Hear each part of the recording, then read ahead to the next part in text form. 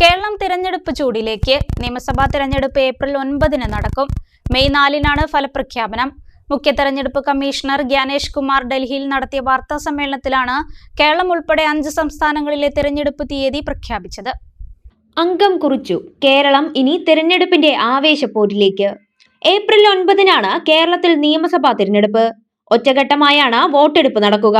May 4 ഫലപ്രഖ്യാപനം. മുഖ്യ തെരഞ്ഞെടുപ്പ് കമ്മീഷണർ ഗ്യാനേഷ് കുമാർ ഡൽഹിയിൽ നടത്തിയ വാർത്താ സമ്മേളനത്തിലാണ് കേരളം ഉൾപ്പെടെ 5 സംസ്ഥാനങ്ങളിലെ തിരഞ്ഞെടുപ്പ് തീയതി പ്രഖ്യാപിച്ചത്.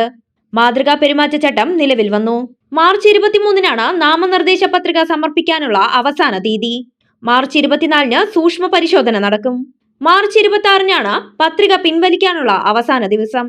തിരഞ്ഞെടുപ്പ് തീയതി പ്രഖ്യാപിച്ചതോടെ CPM-ഉം CPI-യും സ്ഥാനാർത്ഥികളെ പ്രഖ്യാപിച്ച് പ്രചാരണം തുടങ്ങി.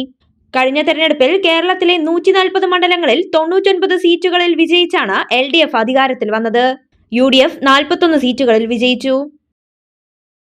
ചെറിയ പെരുന്നാളിന്റെ വലിയ സന്തോഷങ്ങൾ ഇമ്മാനുവൽ സിൽക്സിനോടൊപ്പം ആവട്ടെ. Emmanuel Silks M Space shopping centre, Mele Pattambi, also at Kannur, Kanhangad and Iritty.